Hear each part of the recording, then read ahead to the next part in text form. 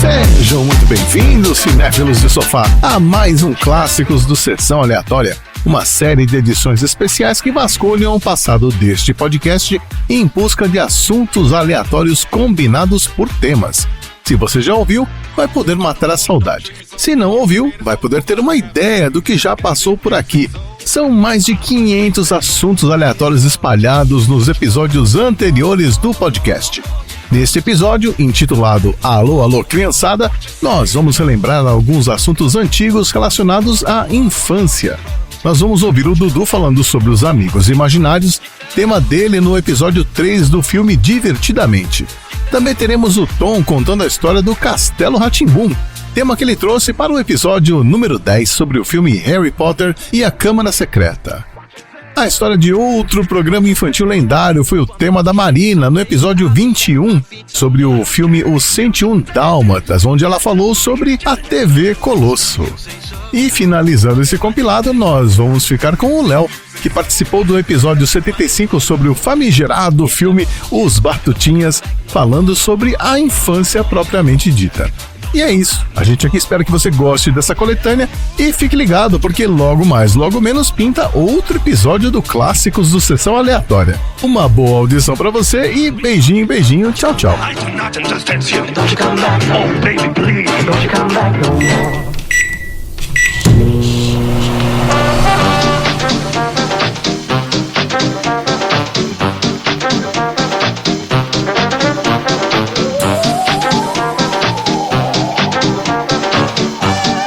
Sessão Aleatória.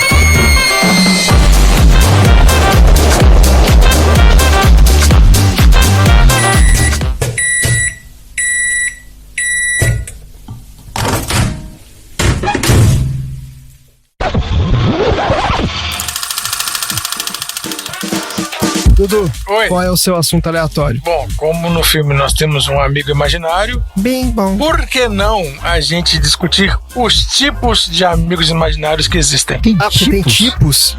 Existem alguns tipos de amigos imaginários. Isso é catalogado pela Associação de Amigos Imaginários? Psicologia dos amigos imaginários. Olha aí. Olha só, é verdade isso. Eles entrevistam crianças e eles veem com as crianças qual é o tipo de amigo imaginário que ela cria ali pra ela. Então, por exemplo, tem um amigo imaginário que é o amigo culpado. Qual que seria esse tipo de amigo aí? O que vocês acham que é? O amigo culpado? É o que toma a culpa de tudo que ela faz? Exatamente! É que quando a criança faz alguma bobeira, alguma bagunça, ela culpa o amigo imaginário. Foi meu amigo imaginário que fez. Jogou cola no sofá. Quem foi? Foi o fulaninho. Foi a pedra voadora. Foi o ping-pong. Exatamente. A criança põe culpa no amigo imaginário. E tem um amigo imaginário que é o boca suja. Quem falou isso foi o fulaninho? O que você faz? Quem que te ensinou? Exatamente. A criança começa a falar palavrão e aí você fala assim, não, onde que você aprendeu isso? Aí a criança põe culpa na esponjinha lá, voadora. Ou seja, amigo imaginário só serve pra se fuder, né? No amigo imaginário. Só pra assinar o cheque, só. Só pra tomar a culpa. Exato. Não, calma, temos outros aqui. Temos um amigo imaginário que é exclusivo. Como assim? Quando a criança, ela apenas brinca com o amigo imaginário e ignora os outros amiguinhos de verdade. Olha. Entendi. Esse aí é um caso mais que você precisa saber, que você precisa conversar com a criança. Tem que entender o que tá acontecendo aí. Tem um amigo imaginário mandão. Ih, rapaz. Qual que é esse aí? Esse aí é perigoso, hein? É aquele que manda a criança fazer as coisas? É o que quando a criança faz e você pergunta quem foi que mandou você fazer isso, ela botar a culpa no amigo? Não, da culpa é o de cima. Esse aí é o seguinte, quando você pede alguma coisa pra criança, ela pergunta pro amigo primeiro se ela pode fazer. Ah, entendi. Ela precisa da autorização do amigo imaginário dela. Caramba, eu nunca usei amigo imaginário pra pedir permissão das coisas, não. E isso é complicado. Pois é, esse aí é o mandão. Eu lembro de brincar com amigos imaginários, mas... Eu não. Eu não lembro, não. Você não lembra, não? A gente fazia isso. A gente fazia. Eu não sei se é por que coisa de... Eu lembro do meu irmão brincando de pega-pega, gritando com alguém. Tava só eu e ele na casa, e ele passava correndo assim, eu vou te pegar, e passava correndo. Aí ele assim, você não me pega, passava correndo pro outro lado. Aí teve um dia que ele passou correndo assim, ele deu uma batida na parede, fez, sabe criança estabanada? Aham. Aí eu saí correndo, né? Falei, pronto, morreu, né? Morreu sob os meus cuidados ainda. Saí correndo, o que foi, Daniel? Passou na parede não vale. Eu, Vem cá, vem, vamos assistir desenho. Vem assistir desenho, vem. Isso é complicado, né? Porque aí a criança fala isso, e se a pessoa... Esse amigo imaginário, ele pode ser acredita em espírito, alguma coisa assim, imediatamente já associa que, porque... minha mãe tem certeza. Beijo, mãe. Minha mãe tem certeza que era o espírito. Aí vai botar a pobre da criança lá pra fazer exorcismo. Exatamente. É um amigo imaginário que ele nem é tão imaginário assim. Nossa, vai encher o saco da criança. Exato. Não, o problema não é você achar que é um espírito, o problema é você achar que é o capeta. Não, o problema é você ter certeza. O problema é ser ele mesmo. O último tipo de amigo imaginário, olha só, nós temos um amigo imaginário parceiro. Brother. É o Big Bang. Não, mas o que vocês acham que é fundamental pro parceiro? Amigo parceiro? Troca ideia. É o seu brother. Olha só, o amigo imaginário parceiro, ele é tão legal que até os pais brincam com ele. Como assim? Os pais? Os pais brincam com ele também. As pessoas ao redor da criança compram a ideia e... Interagem, isso. Interagem? Isso. Vou deixar um lugar pro seu amigo sentar. E deixa um espaço, bota um prato na mesa pro amigo. Mas isso... A pessoa interage com o amigo ali. O amigo, ele não tem essas características de cima, né? Que a criança não faz essas outras coisas. É só um amigo mesmo. Então, a galera interage com ele. Os pais interagem com ele. Mas a galera interage? Como assim? Eu não tô entendendo. A galera da casa, os pais, principalmente, né? Os pais compram a ideia. Bota um prato a mais na mesa, bota a cadeira. Põe um pratinho vazio na mesa pra criança? Incentivam, entendeu? Até onde eu sei, e eu não tenho nenhuma credencial além dessa afirmação que eu vou relaxa fazer. Que ninguém aqui tem credencial nenhuma de nada, inclusive. Não estamos procurando isso. Essa instrução, assim. Que você compre a ideia? Você tem que dar uma... Que você interaja com o amigo imaginário? Dar uma apoiada e conversar. Me fala mais sobre o seu amigo imaginário. O que ele faz? Vamos brincar com ele. Tá bom, vamos almoçar junto. Mas depende do amigo. Se for, tem uns de cima aqui que não tem como você fazer isso, entendeu? Tem uns que você tem que realmente mostrar pra criança que ela está fazendo as coisas e tá botando culpa no outro, né? Ou, né? Porque se o amigo, por exemplo, que jogou tinta no tapete e você vai falar assim, então eu vou pôr de castigo seu amigo imaginário. Não faz sentido, a criança não vai... Aí a criança vai sentir a vontade de fazer as coisas erradas e toda vez o amigo imaginário vai ficar de castigo. Não, bota os dois de castigo. Eu boto os dois de castigo, vocês dois. Botam 2 cadeirinhas no quarto. Seria uma solução. Eu não sei, gente. A gente não tem nenhuma informação aqui pra falar sobre isso. A gente não tem lugar de fala, a gente não tem filho. Não temos lugar de fala. Absolutamente nada. Mas eu acho que é complicado isso aí, de botar a cadeirinha na mesa. Eu não sei se eu faria isso, não. Tipo, colocar outro pratinho pra brincar com... seu amiguinho imaginário. Vai. Pra finalizar, olha só. Eu peguei alguns amigos imaginários de alguns filmes. Cuidado agora, ouvinte, porque teremos spoilers aqui de alguns outros filmes. Ih, olha aí. Spoiler. É complicado. Então, o primeiro filme é o Babadook. Vocês já viram o Babadook? Não faço a menor ideia de filme que é esse. Não vi, cara. Não vi esse filme. O amigo imaginário nesse filme é uma entidade demoníaca dentro de um livro. Nossa senhora! Aí, ó. Aí, ó, o que vocês ficam fazendo. Por isso que depois a pobre da criança ser o amigo imaginário dela e tem que ficar lá em centro espírita. Eita, coitado. O do filme O Amigo Oculto, o amigo imaginário é a outra personalidade do pai que é maluco. Entendi. O pai interage com a criança e aí a criança tem um amigo imaginário. Só que o pai não sabe quem é esse amigo imaginário. E depois... E o amigo imaginário é o próprio pai. O próprio pai é um maluco de dupla personalidade. A gente tá dando spoiler forte aqui, né? Porque eu tenho certeza que isso é... mas isso é tudo filme velho, né, gente? Vamos combinar. O filme tem mais de 10 anos, não é spoiler mais. Filme velho, alguma coisa assim. Esses filmes não são tão velhos assim, não? São?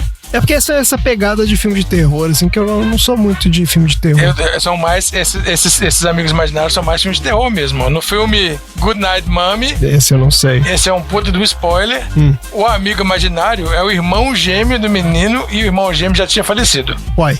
Então ele é um espírito, de fato. De fato, sim. Tá bom, ok. No filme, acho que a maioria conhece, que é aquele filme Os Outros, né? O amigo imaginário é o amigo imaginário do fantasma, que é um menino de verdade.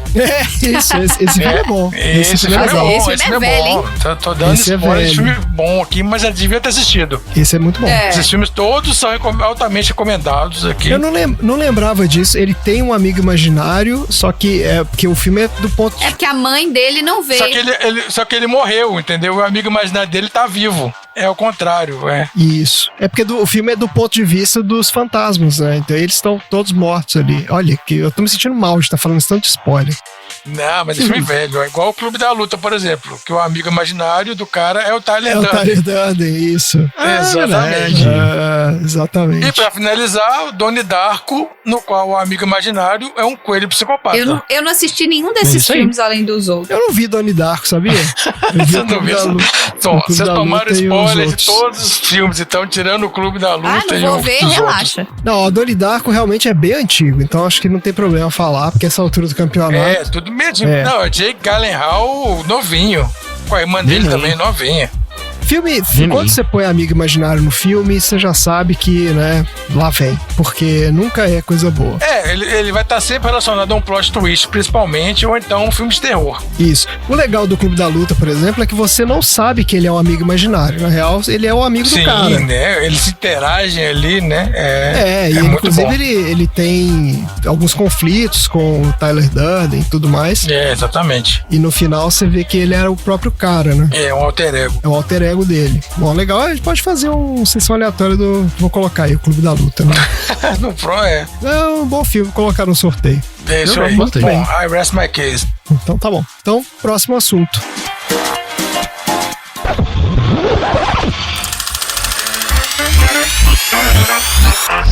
Tom, qual é o assunto aleatório da semana? Eu vou contar a saga do menino órfão que mora também embaixo da escada da casa do seu tio. Este menino, que também é um grande bruxinho muito promissor, que tem os seus grandes amigos, grande companheiros de aventuras e de contar como funciona o mundo lá fora. Sim, eu estou contando a saga de Nino no Castelo Rá-Tim-Bum.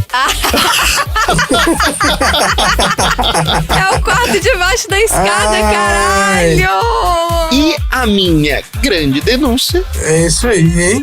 de que Harry Potter é absolutamente uma farsa. Um plágio Nossa, é um plágio! descarado. Deus! O Castelo Rá-Tim-Bum é uma telesérie infanto-juvenil que começou em 9 de maio de 1994 e foi até a véspera de Natal de 1997, totalizando 90 episódios e mais um especial, além de uma série de outras peças teatrais e também um filme. Olha aí. Ele foi considerado como um dos melhores produtos audiovisuais da história da televisão brasileira, com média de audiência de 12 pontos por exibição na TV Cultura, o que significa coisa pra caralho. Nossa! Como que é essa medição de pontos? O que significa um ponto? É.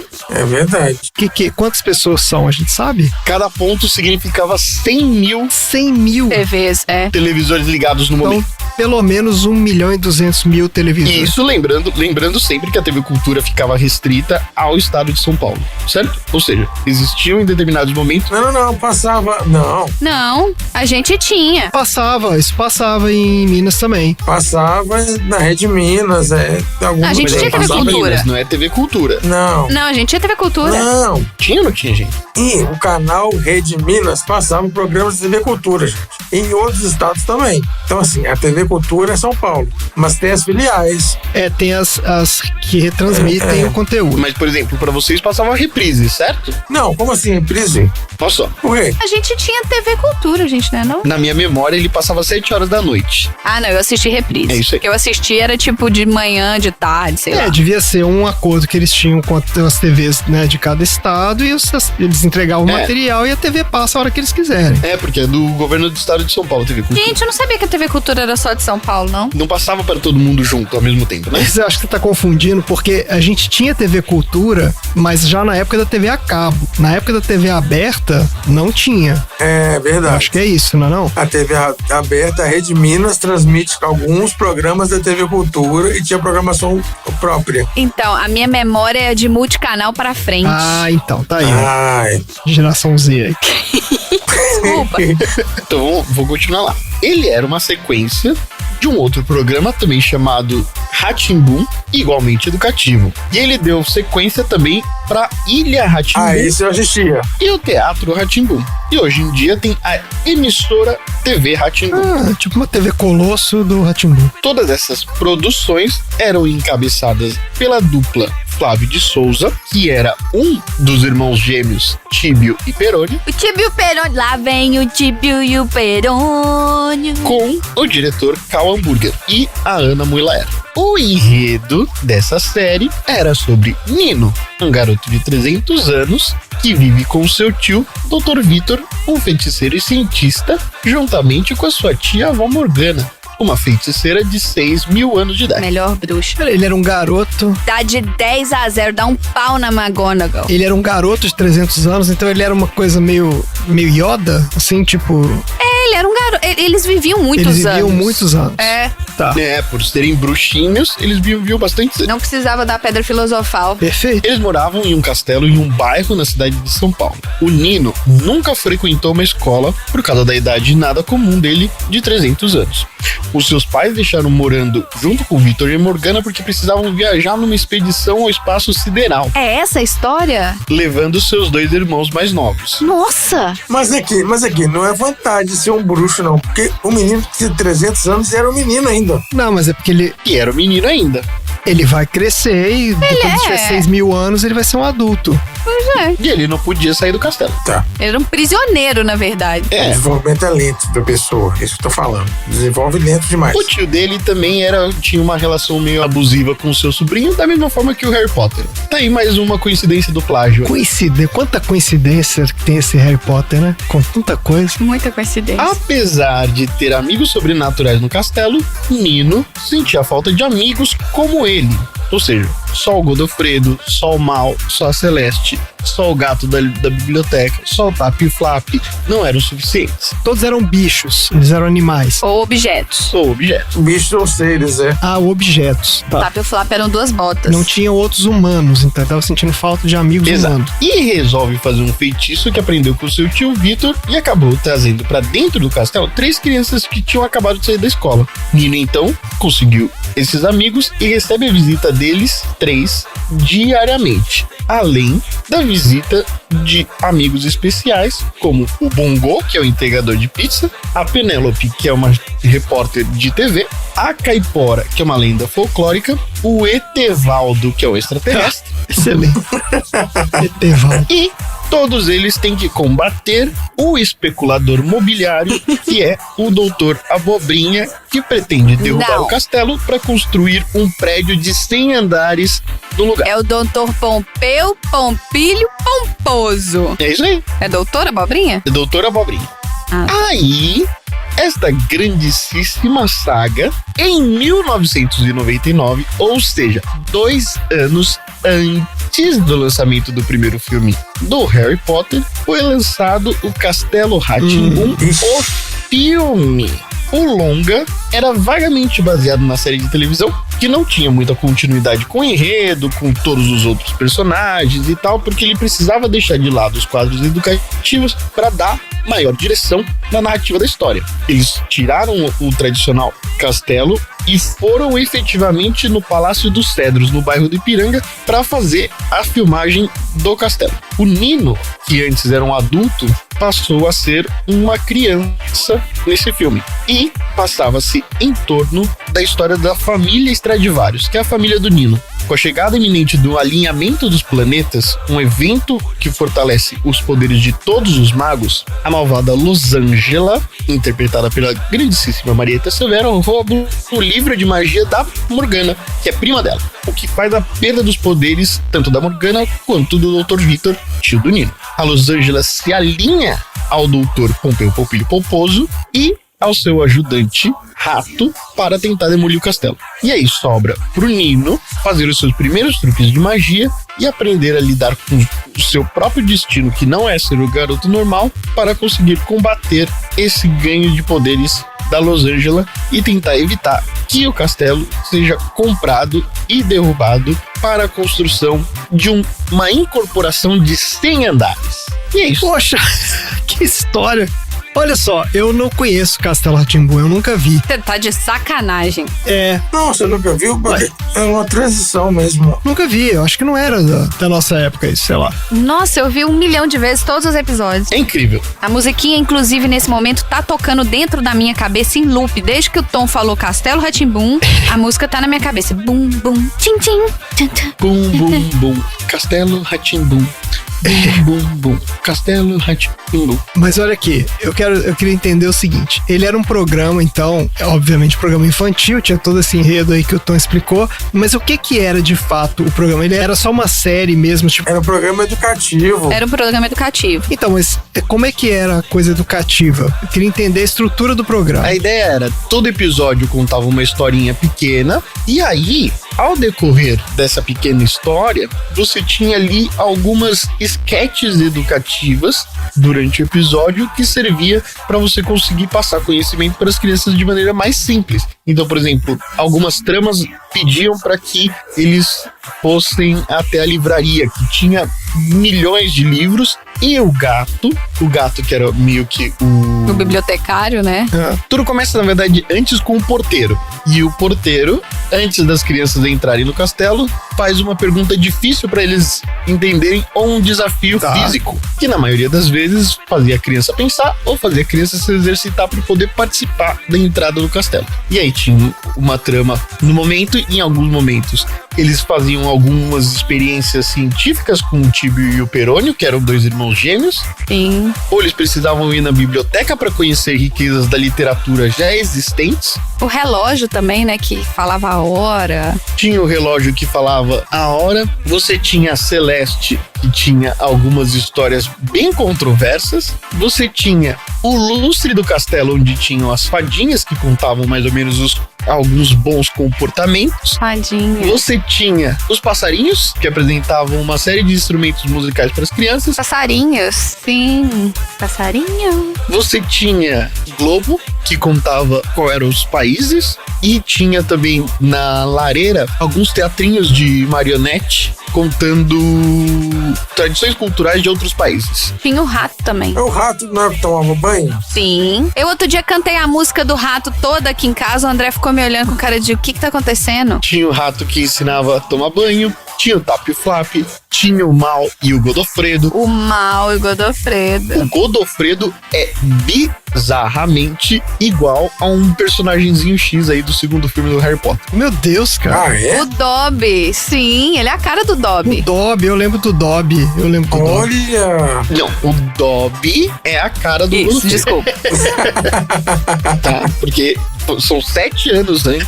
Vou respeitar a ancestralidade aí. Inclusive eu tava vendo hoje a matéria de como é que foi o processo de desenvolvimento, de gravação e tal.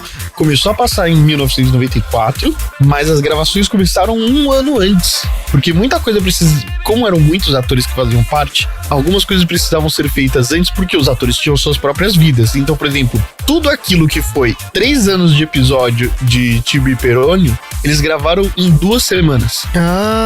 2 anos antes de começarem a passar o negócio. Porque as sketches eram super curtinhas. Era tipo 1 minuto. Entendi. Tinha o Marcelo Taz, gente. Então, isso que eu ia perguntar, olha só. Porque sim, não é resposta. Então, aí... Professor Tibúrcio, não é? Isso aí é desde o Rá-Tim-Bum. Rá-Tim-Bum. Não. Calma. Tinha o professor Tibúrcio, Não, o professor Tibúrcio é Rá-Tim-Bum. que era Rá-Tim-Bum e era ele também, mas também tinha o Telekid, Telekid, isso aí. que 7 anos antes tinha um smartphone conectado com o Google na mão. Sim. Caramba, olha aí. Que isso? Mas o smartphone dele tinha uma antena. Qual que era o problema? O Telekid aparecia todas as vezes que as pessoas não conseguiam dar explicações mais profundas aos questionamentos e curiosidades de Zequinha, que é um dos amigos mais novos do Nino. Aí ele faz um monte de perguntas e todo mundo fala, por que sim, Zequinha? E aí o Telekid aparecia falando, porque sim não é resposta. E aí ele fazia uma consulta num aparelho que se parecia com um smartphone, onde ele pesquisava determinado termo e contava do que se tratava aquela dúvida do Zequinha. Ah, porque sim não é resposta, tá. Então influenciou a criação do iPhone também, Cara, do smartphone. É, tá tudo aí. Castelo Rá-Tim-Bum era incrível. E é esse que tinha aquele quadro do Senta que lá vem a história, ou isso é outro programa? Não, esse era no... Não, esse é o Rá-Tim-Bum. Esse é o Rá-Tim-Bum. Eu acho que eu lembro mais desse, do Rá-Tim-Bum, então é mais antigo, né? O Rá-Tim-Bum tinha um rato detetive. No Rá-Tim-Bum tinha a Silvia, que também era uma cobra e que é prima da Celeste. Ah, olha só. E é isso. Só pra jogar na cara que... Gente, eu nunca tinha feito essa associação Castelo Rá-Tim-Bum Com Harry Potter. com Harry Potter. É, agora que a gente já sabe. Pois é, tem várias coincidências. Como que a aí, gente viu? menospreza a nossa cultura maravilhosa, né? Pois tá é, então. associada a alguns casos controversos de plágio. Tinha os dedos, não tinha? Os dedinhos, é verdade. Os dedos que cantavam? Tinha o show dos dedinhos, Sim. que eles cantavam uma musiquinha rock.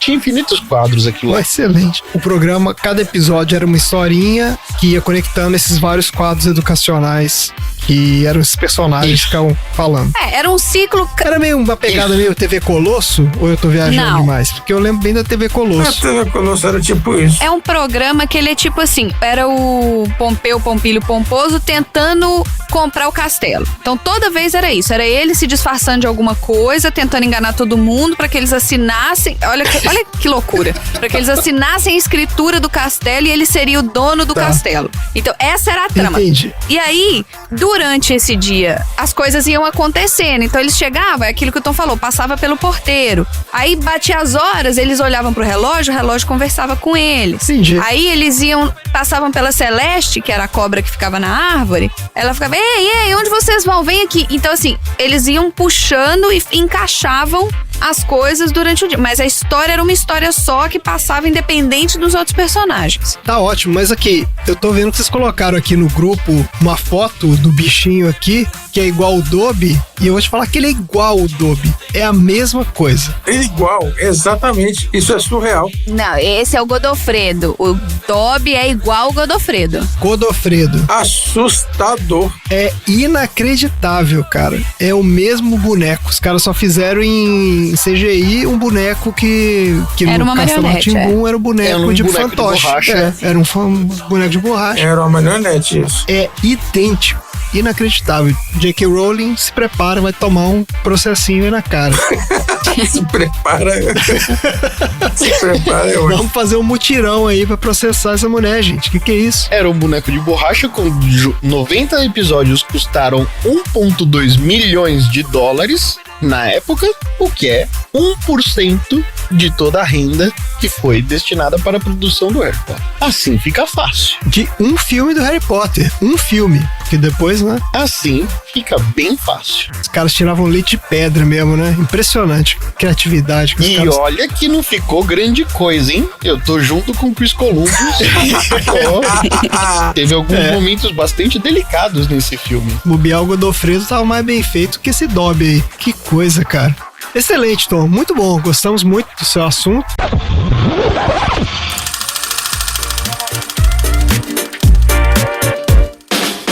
Vamos lá. Bora então para os assuntos aleatórios. Os assuntos aleatórios são o prato principal do nosso podcast. A gente sempre fala isso, né? É o banquete do negócio. Carol, para um gato, o que seria o maior banquete para um gato?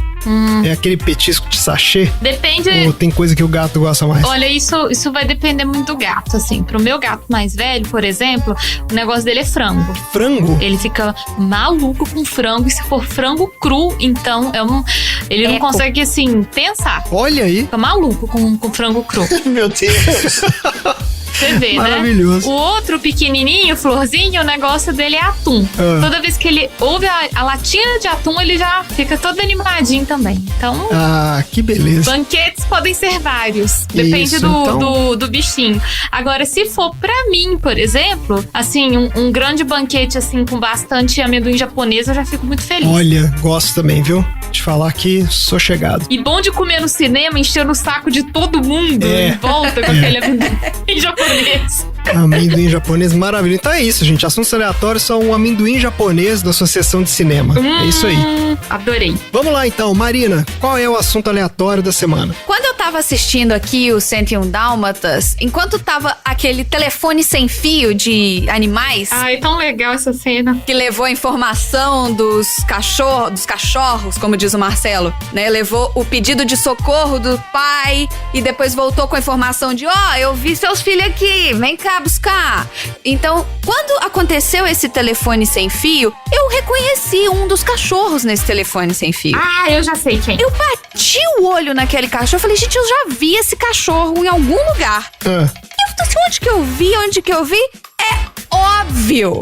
Quem que fez um cameo nesse filme? A Priscila da TV Colosso. Excelente. Ela mesmo. E hoje eu quero falar então da TV Colosso. Olha aí. Eu quase escolhi esse. Quase escolhi esse. Olha só. E é por isso que a gente sempre, ouvinte, manda o assunto pro André. Pra que se alguém escolher igual, não tipo ficar monótono. É isso aí, é todo mundo falando a mesma coisa. Uai, beleza, vamos lá então. Ai, gente, muito bom. TV Colosso era bom demais, eu adorava.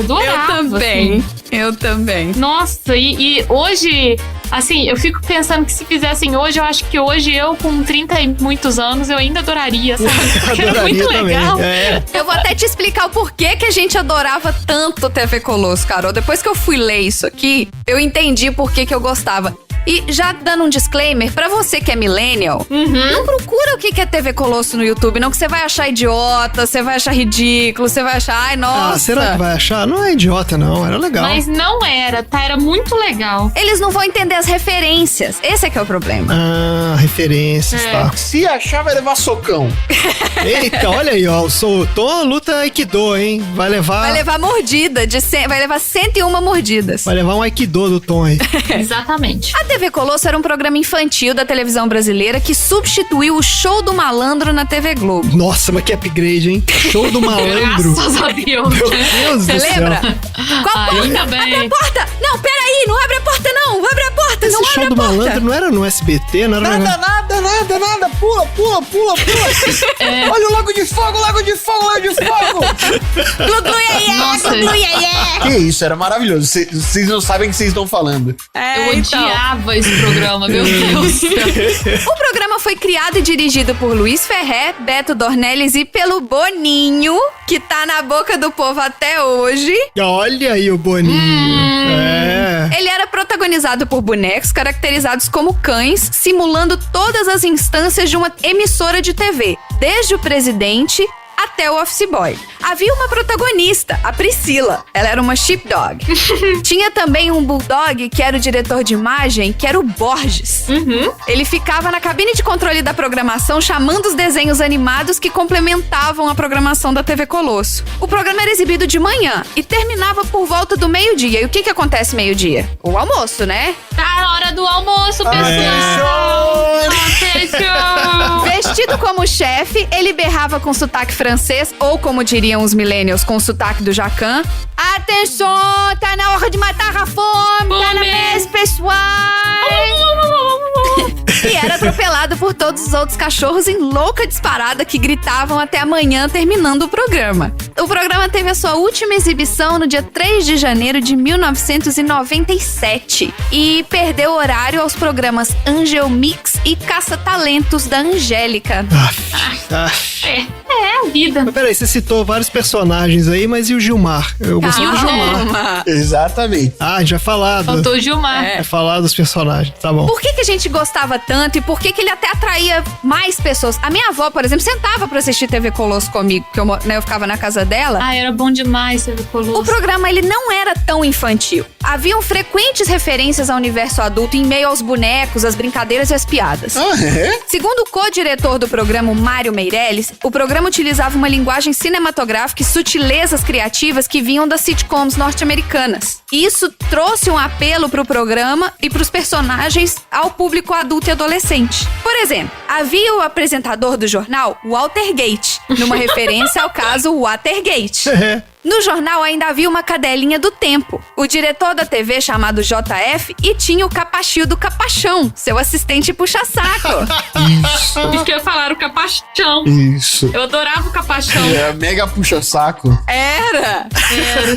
Tinham também as pulgas, que ficavam sabotando a programação por dentro dos circuitos eletrônicos. A protagonista Priscila, ela foi inspirada por 3 amigas do produtor. Uma deu o nome Priscila, a outra deu o modo de caminhar e a outra deu todos os chiliques. Eu achava que a Priscila era meio uma Xuxa, assim, baseada na Xuxa, não era não? É porque ela era, né, a central, né? A principal, assim, Apresentadora do auditório, né? Ela era tipo a produtora geral da TV Colosso, entendeu? Então ela aparecia em tudo quanto é lugar. Ah, tá. Alguns dos programas apresentados pela TV Colosso eram paródias dos programas da Rede Globo e até de outras emissoras. Sim. Por exemplo, tinha o noticiário Jornal Colossal, uma sátira do Jornal Nacional. Tinha também o Clip Cão, paródia do Clip Clip, com o apresentador Thunderdog, um sósia canino do VJ da MTV. Que demais, cara. Bom demais. Thunderbird. Era muito bom. Era demais. Era igualzinho. Tinham também as novelas mexicanas Pedigree, Os Vegetais Não Mentem e A Princesa Pirata. Os vegetais não E mentem. outras cópias caninas de novelas da Globo. Ah, também tinha o seriado As Aventuras do Supercão, remetendo ao seriado norte-americano As Aventuras do Superman, que era exibido à noite na Globo. E também tinha as Olimpíadas de Cachorro, que era a versão canina das Olimpíadas do Faustão. Tá faltando. Tá faltando. Tem mais aí. Tá faltando. Tá faltando. Tinha também o programa do cachorro contador de histórias, o Jaca Palladium. Esse era o meu preferido. Adorava esse também. Era o meu preferido disparado. Nossa. Adorava. Acredite se puder e Selvagem Mundo Animal, com os maiores absurdos da história, satirizando respectivamente os programas Acredite Se Quiser e o Mundo Animal. Acredite se puder. Esse era bom demais, que terminava sempre em pancadaria. É isso mesmo. Até o Você Decide foi vítima de paródias como Você Escolhe. E para complementar, o Priscila Superstar, o Capa Show e Com a Pulga Atrás da Orelha remetiam aos programas de auditórios e variedades da Globo, como Cara, Capa Show é muito bom. Capa Show era muito Olha bom. que nome. Domingão do Faustão, TV Mulher e programas da Xuxa. Cara, Capa Show é o melhor nome. Olha que criatividade. A TV Colosso fez tanto sucesso que eles lançaram 2 álbuns musicais, que incluíam inclusive o tema de abertura do programa. Churururururu, au. Levei o meu cachorro pra ser um campeão. Nossa, eu amo. E eram as Paquitas que cantavam, se eu não me engano. Exatamente!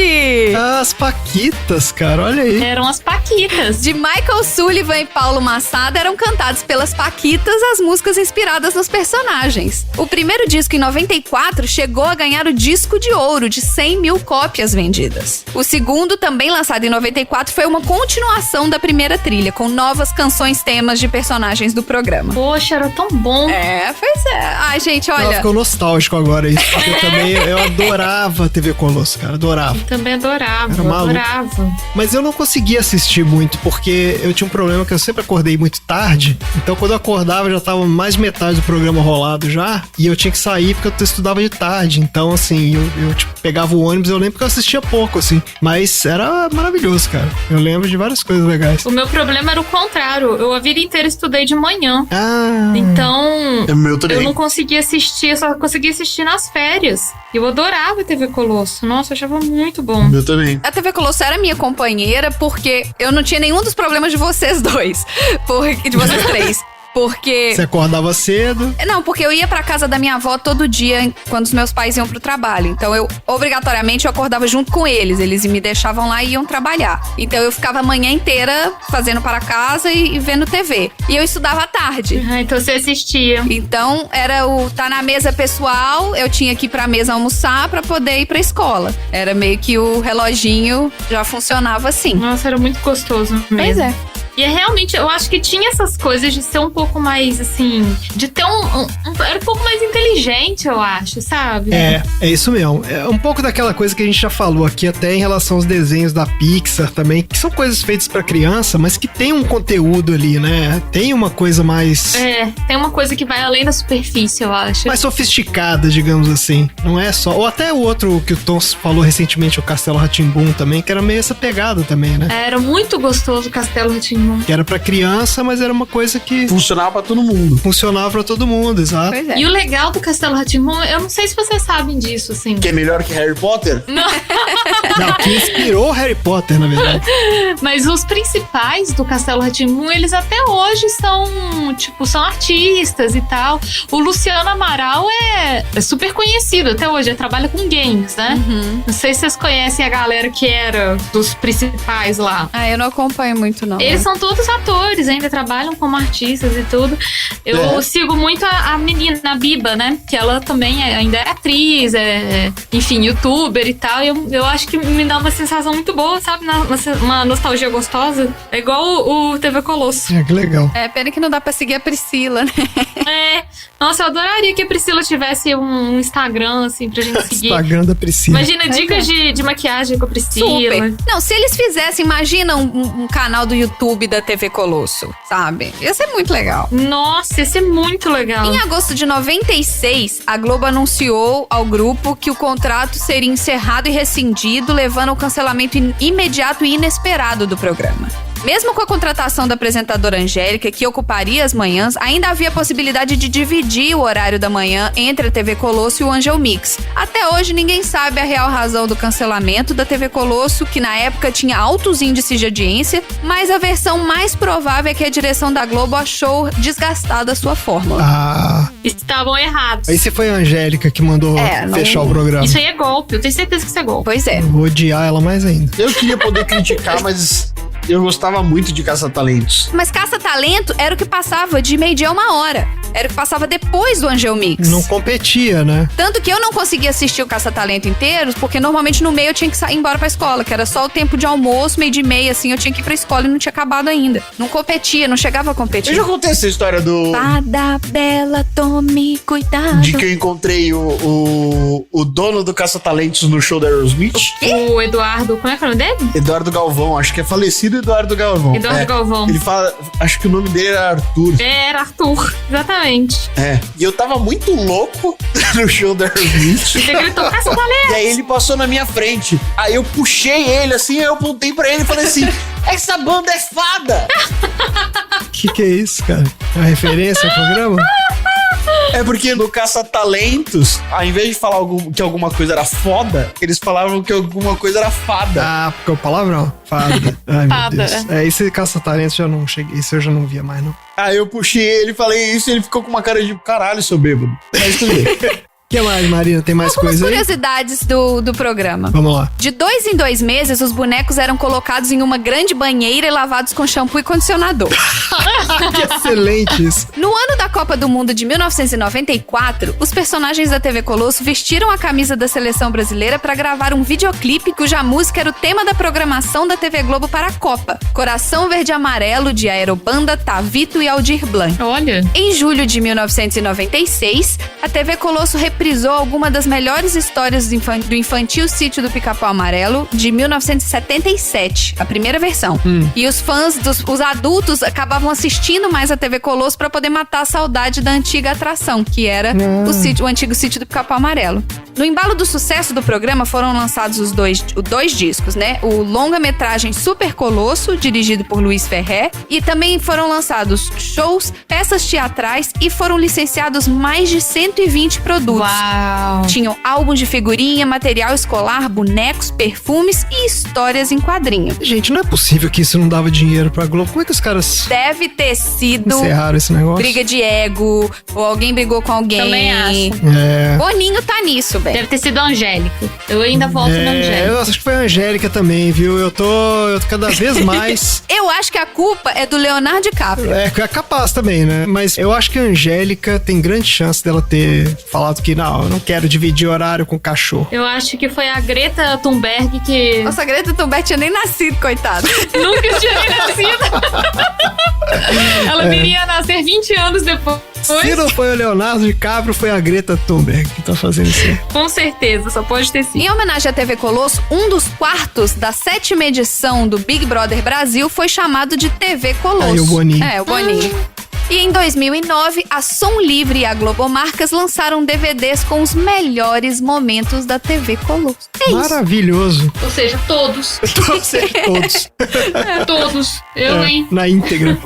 Cara, eu fiquei com vontade de rever mesmo, viu? Será que se a gente vê hoje, a gente vai achar muito idiota? Vocês ficaram falando aí que... Maybe. Então, achar muito idiota não vai, não, porque se a gente assistir os programas de hoje, eles são muito piores. Que programas de hoje você tá falando? Programas infantis em geral de hoje. Mas não tem programa infantil mais, não tem? Mas nem tem mais. Você só não assiste, gente, mas existe. Existe? Mas nesse estilo? Não na TV aberta. Eu acho que tem muito programa infantil na internet, na verdade, agora. Quer dizer, né, eu não tenho filhos, então não sei dizer. Então, ninguém aqui tem, por isso que todo mundo Nenhum fala de que não nós, né? existe. A gente só sabe do Baby Shark, é o único programa que a gente conhece é o Baby Shark, que fica cantando a música. Não, de mas tem, por exemplo, tem o Mundo Bita, que tem coisa de música. Bom dia, Tem uns outros, assim. o sol já nasceu lá na fazendinha. Ah, meu Deus. Quando a minha sobrinha era criança, também já passaram, né, as coisas que eram moda naquela época. Esse foi o meu assunto aleatório que, Maravilhoso pra quem assunto. tem menos de 25 anos, foi extremamente Vai insuportável. significar nada. É. Exato, não vai significar absolutamente nada. Mas como a gente conhece todos os ouvintes do Sessão Aleatória, até onde eu sei, tá... só o Léo, que é o que tem 25 anos, que é a linha de corte. Beijo, Isso. Léo, você não entendeu nada que eu falei. Espero que você continue escutando, que os próximos assuntos vão ser legais. Tá ótimo. Beleza, gente. Maravilha. Vamos então pro próximo assunto aleatório.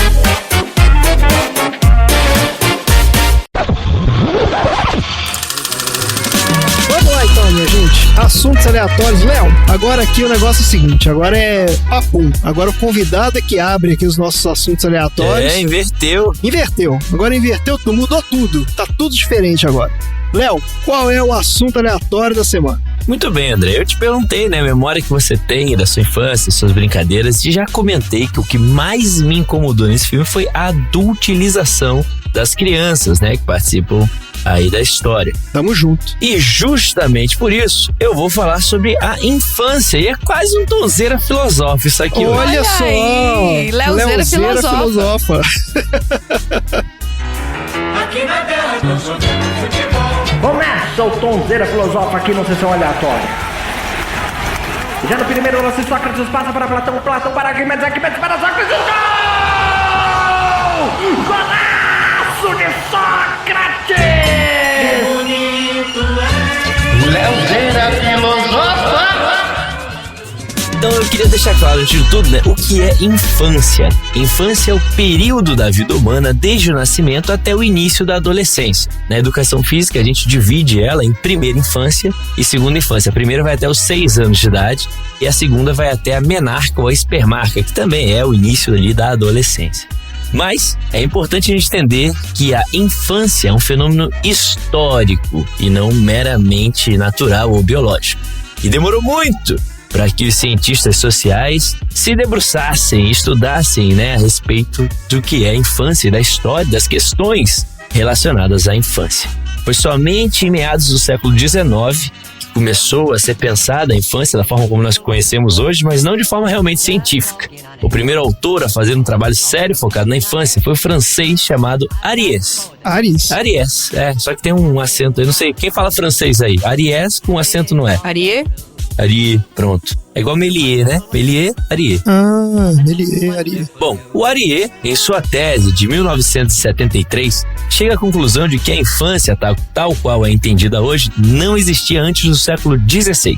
E é fácil a gente ver isso, né? Na antiguidade, pode-se dizer que não haviam restrições morais relacionadas à criança. Tanto é que, por exemplo, naquele filme 300, a gente vê o infanticídio, né? A criança que ela nasceu com alguma deformidade, com alguma coisa diferente, era descartada, né? Inclusive, acho que vocês já comentaram aqui o filme 300 algumas vezes, né? Não o filme, mas não vimos, não assistimos ainda, mas... E já na Idade Média, a criança, depois de passar do período de dependência da mãe, historiadores dizem que eles acreditavam que era por volta de 7 anos de idade, o que bate aí, parecido com a primeira infância, né? Que vai até os 6 anos. Passada essa idade, eles eram vistos como nada mais, nada menos do que mini-adultos. Olha aí. Trabalhando igual, participando de eventos de festas igual, se vestindo igual, assim como as crianças desse filme, né? É o Alfalfa, ele se veste igual o pai dele.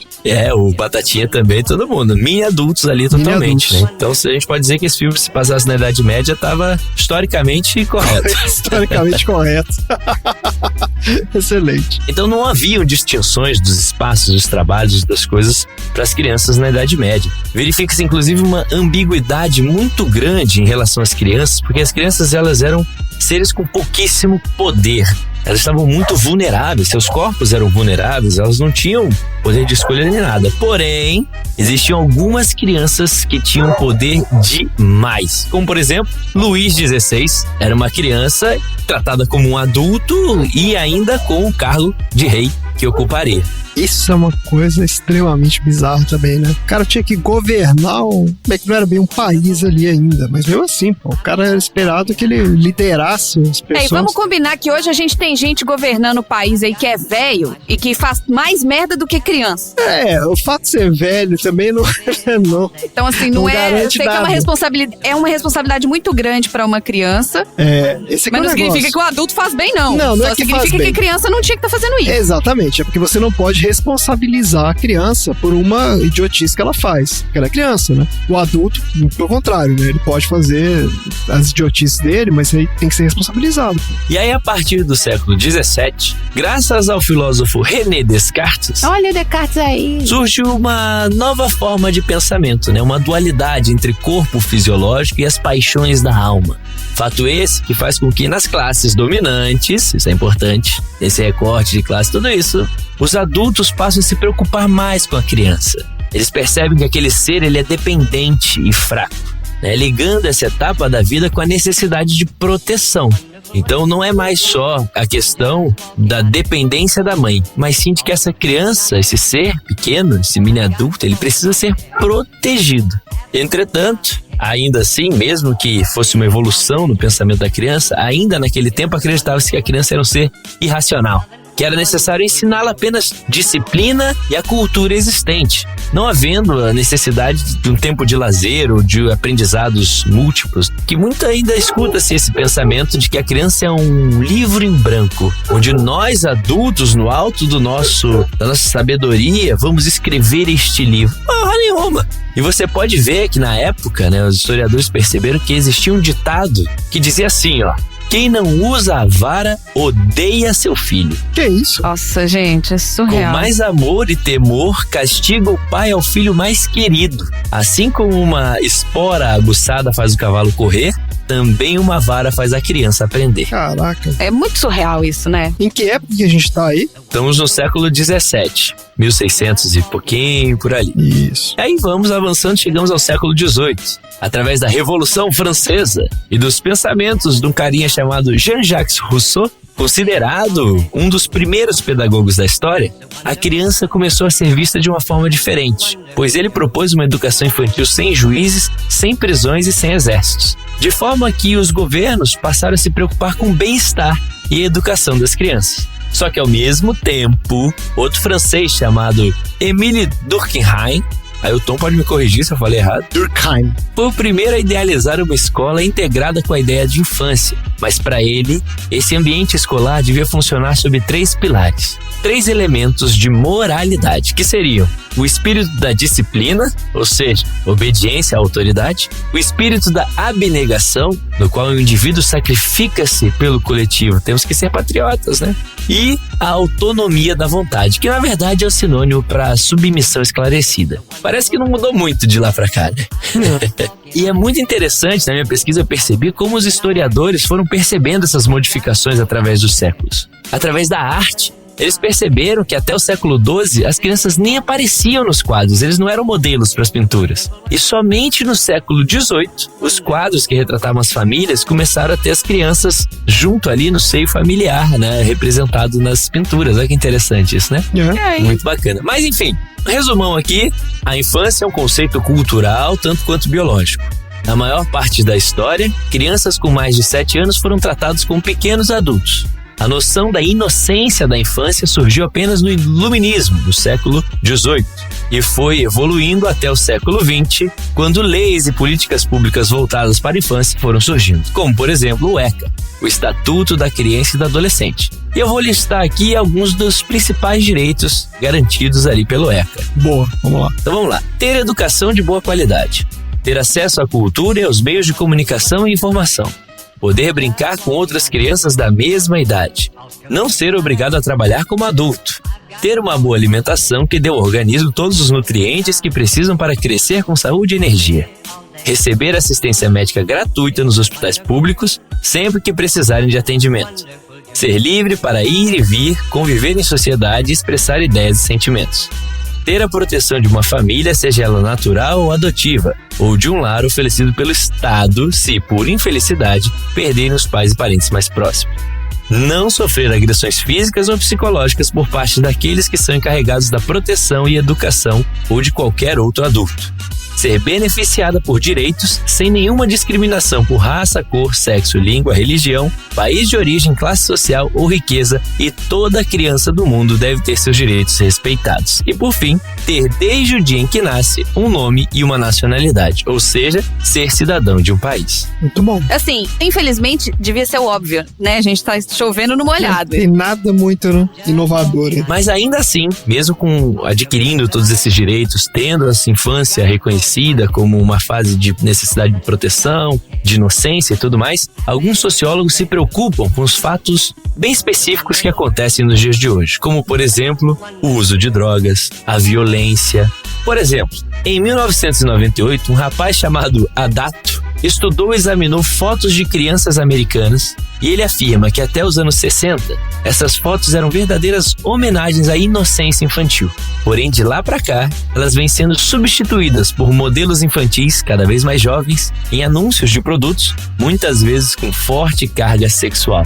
Ou seja, mais uma vez vemos a adultilização dessas crianças. Para finalizar aqui o meu assunto aleatório, eu queria fazer o apelo para que nós, pais e mães, possamos deixar, incentivar e respeitar que nossos filhos e filhas tenham o seu tempo de ser criança, que possam descobrir o mundo através da brincadeira, que tenham realmente tempo de brincar de forma ativa e não em frente às telas, que tenham a possibilidade de realizar o máximo possível de gestos motores, para desenvolverem seus corpos, suas habilidades neuromotoras e cognitivas. Afinal, o brincar é importante demais, principalmente para as crianças e mais ainda na primeira infância. Mas isso é assunto para outro podcast, que inclusive já até existe, né? Pode ir lá no... Olha, Jabá! Ataque de oportunidade! Emendou aqui. Você pode ir lá no Pro Esporte e você vai encontrar um episódio exclusivamente sobre isso. É o segundo episódio do feed. Ah, esse episódio é lindo. Obrigado pelo seu tempo. Leozeira, fica por aqui.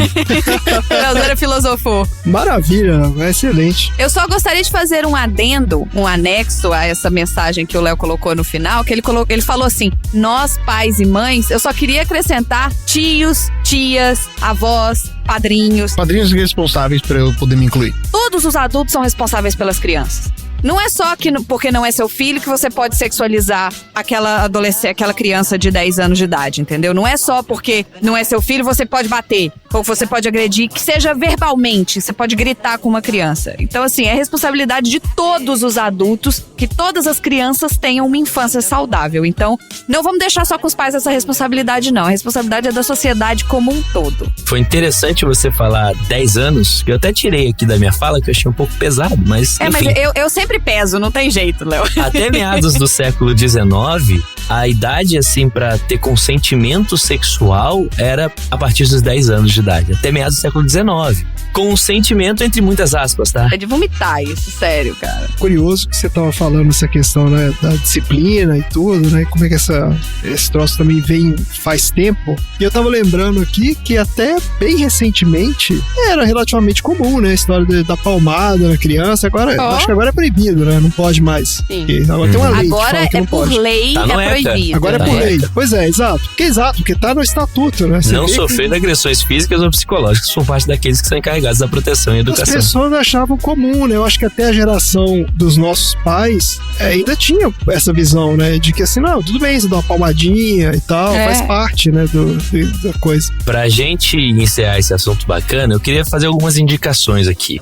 Vamos lá. Então, eu vou indicar a vocês que pesquisem um pouco, estudem um pouco sobre comunicação não violenta, né? Em primeiro lugar, que serve não só pra infância, não só pras crianças, mas com todo mundo. Nossa relação de marido e mulher, relação com os amigos, com o próprio pai, né? Muita gente tem relações mais complicadas, que a comunicação não violenta pode ajudar bastante nisso. Eu queria indicar também dois podcasts muito interessantes que eu tenho escutado muito desde que me tornei pai, que é o Tricô de Paz, é maravilhoso, e também o Vai Passar. É o Paizinho Vírgula e a Elisama Santos, que é a escritora do livro Comunicação Não Violenta, ela é inclusive aqui de Salvador também. Vale muito a pena, são 2 podcasts aí que pra quem se interessou pelo assunto, que são indispensáveis e importantíssimos de ouvir. Bom, muito legal, muito boas indicações. Da minha parte, eu quero aprender a fazer opinião sobre filme não violenta, porque eu acho que eu dei muito chilique hoje sobre esse filme. Então eu já peço desculpa aqui. Opinião não violenta sobre filme. Isso, exatamente. Parar de ficar dando chilique quando a gente vê filme mais ou menos. Parar de dar chilique sobre filme bem mais ou menos. Eu já tô treinando aqui. Passivo-agressivo. Comunicação passiva-agressiva. Opinião passiva-agressiva. Opinião não violenta, entendeu? Essa é a minha opinião não violenta. É um filme... Eu não tenho essas, não. Filme bem mais ou menos.